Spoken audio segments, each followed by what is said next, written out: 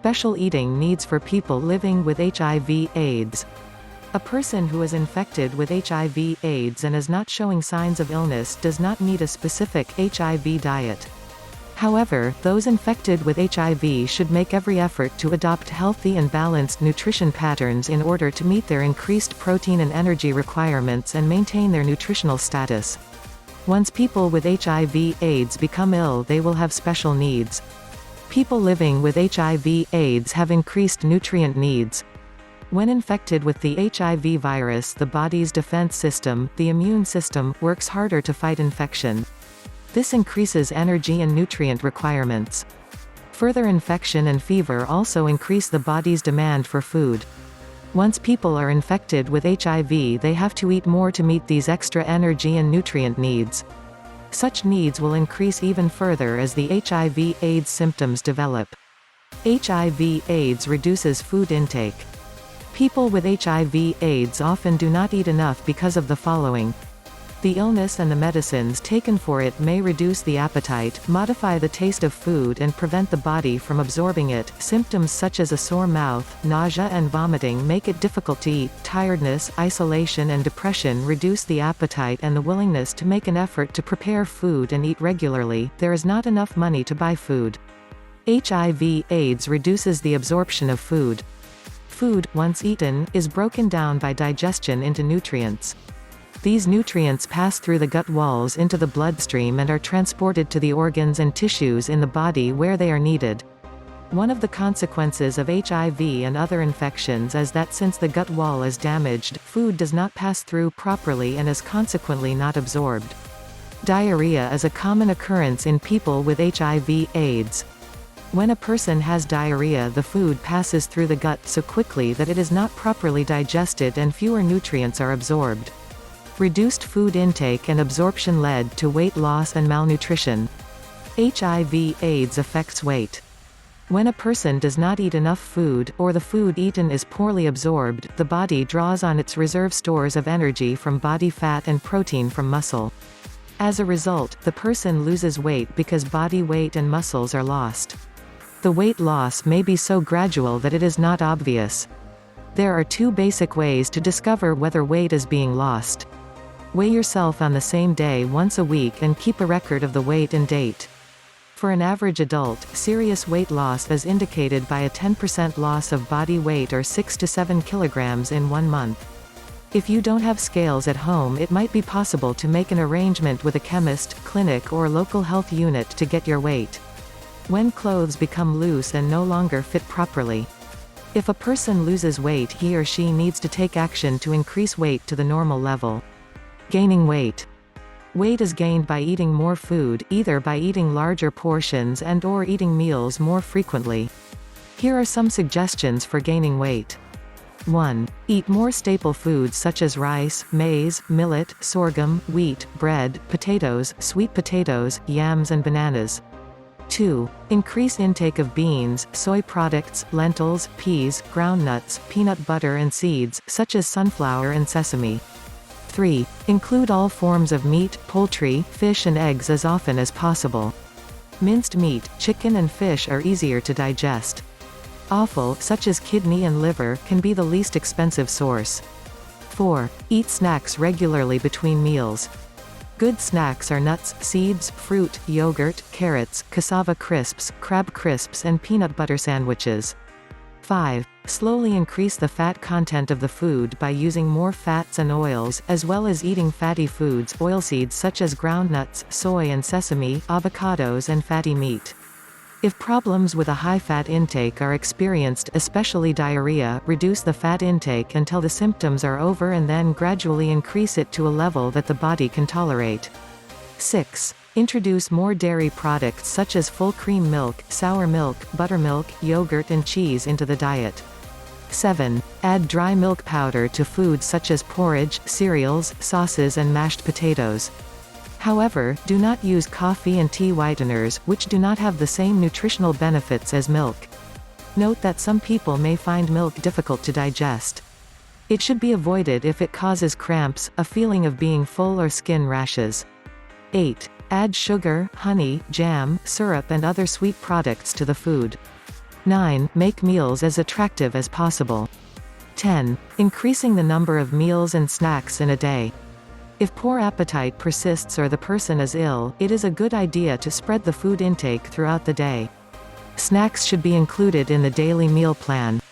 A snack is any nutritious food that is readily available and can be eaten without much preparation. Good snacks are nuts, seeds, fruit, yogurt, carrots, cassava chips, crab chips and peanut butter sandwiches. With at least 3 meals a day and snacks in between, there is less likelihood of malnutrition or weight loss. If you need to stay in bed, food and water should be kept within easy reach. Carers should ensure that sick members of the family are given preference, fed more frequently and receive extra servings to maintain their weight and strength. Food should be served in an attractive way. Carers need to be kind, while frequently encouraging people to eat. Exercise improves well-being. Regular exercise makes a person feel more alert, helps to relieve stress and stimulates the appetite.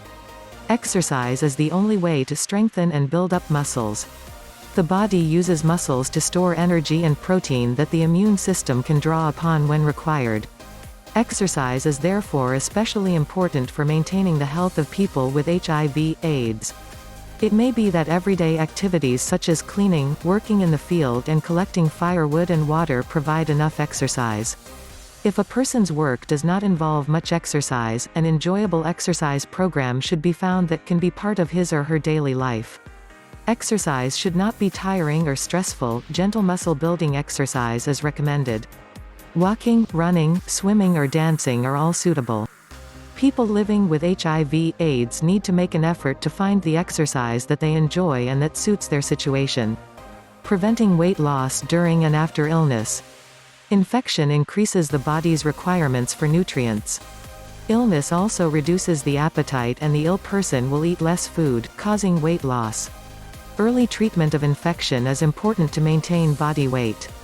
If infection persists and cannot be cured by nutritional management within a couple of days, advice and treatment should be sought from a doctor, nutritionist, nurse or local health worker.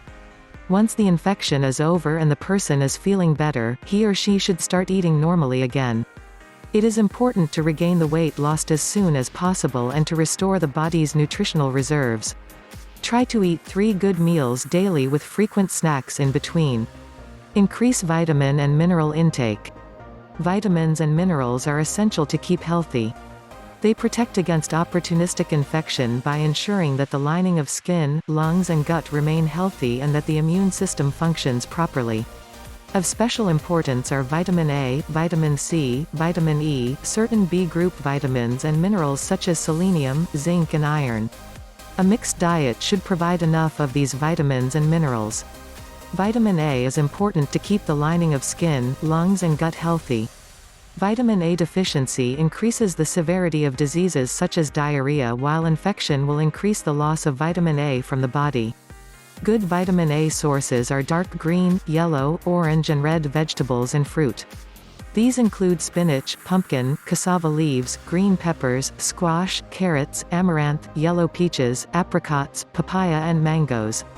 Vitamin A is also contained in red palm oil, yellow maize, orange and yellow sweet potatoes, egg yolks and liver. Vitamin C helps to protect the body from infection and aids in recovery. It is found particularly in citrus fruits such as oranges, grapefruit, lemons and mandarins.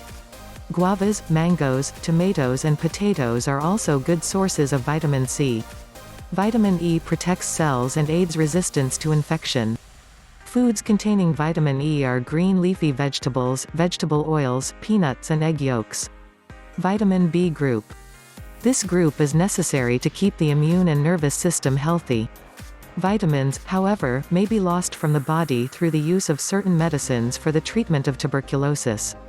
Good food sources include white beans, potatoes, meat, fish, chicken, watermelon, maize, grains, nuts, avocados, broccoli and green leafy vegetables. Iron. Iron deficiency anemia is a widespread problem in many countries, especially among women and children. Good iron sources are green leafy vegetables, seeds, whole grain products, dried fruit, sorghum, millet, beans, alfalfa, red meat, chicken, liver, fish, seafood and eggs. Selenium is an important mineral because it helps to activate the immune system. Good sources include whole grains such as wholemeal bread, maize and millet, and dairy products such as milk, yogurt and cheese. Meat, fish, poultry, eggs and other protein-rich foods are also good sources, as are peanut butter, dried beans and nuts. Zinc is also important for the immune system. Zinc deficiency reduces the appetite.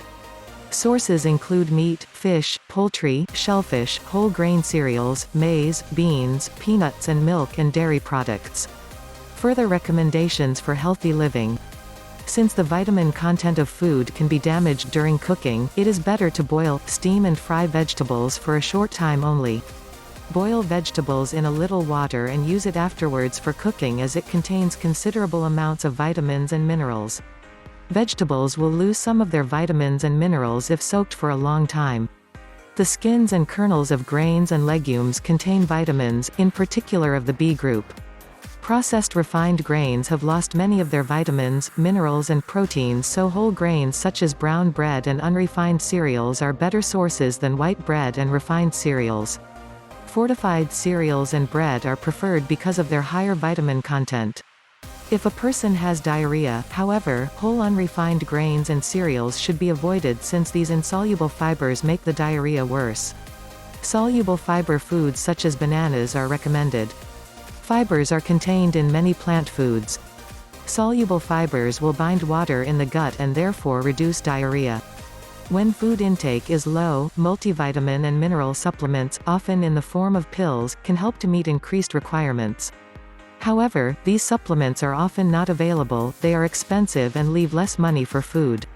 It would therefore be better to provide a good mixed diet whenever possible rather than buy supplements. If supplements are considered necessary, the following guidelines should be adhered to. Discuss your intake of vitamin and mineral supplements with your health worker or nutritionist. Always take vitamin pills on a full stomach. Be consistent and take them regularly. It is probably cheaper to take a combined product with minerals rather than several pills containing different vitamins and minerals.